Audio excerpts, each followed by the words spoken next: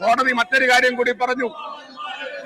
ധൃതി പിടിച്ച് കുറ്റപത്രം സമർപ്പിച്ചാൽ വിചാരണയിൽ തന്നെ പ്രതികൾ രക്ഷപ്പെട്ടു പോകും. വളരെ പ്രധാനപ്പെട്ട നിരീക്ഷണമാണ്. ഇതൊരു കുത്തുകേസല്ല, ഇതൊരു സാധാരണ കേസല്ല. ധൃതി പിടിച്ച് അവധാനതയില്ലാതെ കുറ്റപത്രം സമർപ്പിച്ചാൽ പ്രതികൾ രക്ഷപ്പെട്ടു പോകും.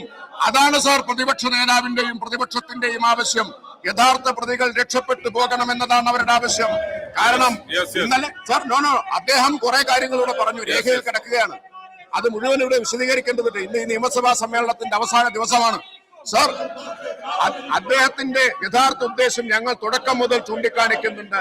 യഥാർത്ഥ പ്രതികളിലേക്ക് എത്തരുത് എന്നതാണ്. യഥാർത്ഥ പ്രതികളിലേക്ക് എത്തിയാൽ ഉണ്ണികൃഷ്ണൻ പോറ്റിയിൽ മാത്രം നിൽക്കില്ല. പോറ്റി ചെന്നിടങ്ങളിലേക്കെല്ലാം അന്വേഷണം എത്തേണ്ടി വരും.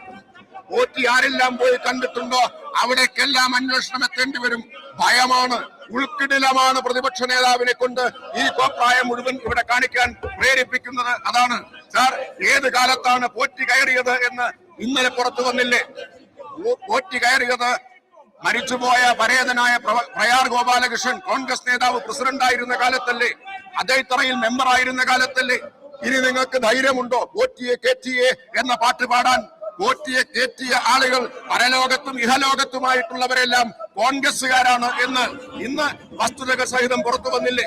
ഇത് പറയേണ്ടി വന്നത് വിഷമമുണ്ട്. പരലോകത്തും ഇഹലോകത്തുമുള്ളവർ പോറ്റിയെ കേറ്റിയവർ കോൺഗ്രസുകാരാണ്.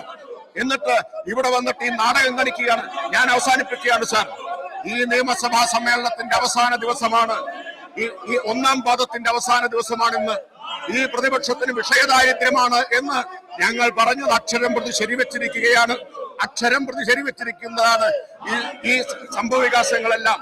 ഈ കഴിഞ്ഞ 5 കൊല്ലത്തിനിടയിൽ സാർ പ്രധാനപ്പെട്ട കാര്യം, പ്രതിപക്ഷത്തിന് ഒരിക്കൽ പോലും ഒരു അവിശ്വാസ പ്രമേയം ഈ സർക്കാരിനെതിരായി കൊണ്ടുവരാൻ കഴിഞ്ഞില്ല എന്നോർക്കണം. അപ്പൊ പ്രതിപക്ഷത്തിന് പോലും അവിശ്വസിക്കാൻ കഴിയാത്ത ഒരു ഗവൺമെന്റാണ് ഈ ഗവൺമെന്റ്. നിയമസഭയുടെ ചരിത്രത്തിലുണ്ടായിട്ടുണ്ടോ സാർ ഒരു അവിശ്വാസ പ്രമേയം പോലും കൊണ്ടുവരാൻ കഴിയാത്ത ഒരു പ്രതിപക്ഷം ഉണ്ടായിട്ടുണ്ടോ? ഒരു മന്ത്രിക്കെതിരെ ഇതാ നിയമസഭ അതിന്റെ അവസാന സമ്മേളനത്തിലേക്ക് കടക്കുമ്പോൾ പോലും ഇന്നേ വരെ ഒരു മന്ത്രിക്കെതിരെയും എഴുതി കൊടുത്തൊരു ആരോപണം പോലും ഉന്നയിക്കാൻ അവർക്ക് കഴിഞ്ഞിട്ടില്ല.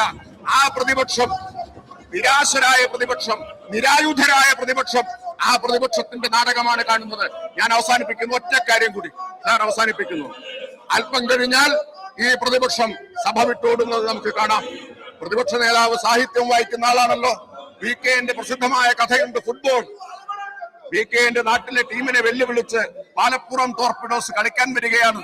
വലിയ വീരവാദങ്ങളുമായിട്ടാണ് വരുന്നത് സാർ. അവസാനം സ്വന്തം പോസ്റ്റിൽ ഗോളുകൾ വന്ന് നിറഞ്ഞപ്പോ ആ പാലപ്പുറം ടോർപിഡോസിന്റെ ക്യാപ്റ്റനും മാനേജരും VK-n പറയുന്നു ഭാരതപ്പുഴയും കടന്ന് റെയിൽവേ ട്രാക്കും കടന്ന് പാടവും കടന്ന് ഓടി എന്നാണ് പറയുന്നത്. അതുപോലെ ഈ കേരളത്തെ ടോർപിഡോ ചെയ്യുന്ന ക്യാപ്റ്റൻ ബഹുമാനപ്പെട്ട പ്രതിപക്ഷ നേതാവും അദ്ദേഹത്തിന്റെ ഒരു മാനേജറുണ്ടല്ലോ, വാടകയ്ക്കെടുത്ത ഗീബൽസ്, ഈ നുണകൾ മുഴുവൻ പ്രചരിപ്പിക്കാൻ എഴുതി കൊടുക്കുന്ന ആ മാനേജറും കൂടി ഓടുന്ന ദൃശ്യം നമുക്ക് അല്പം കഴിഞ്ഞാൽ കാണാം സാർ. അല്പം കഴിഞ്ഞാൽ സഭ വിട്ടോടിപ്പോകുന്ന ദൃശ്യം കാണാം.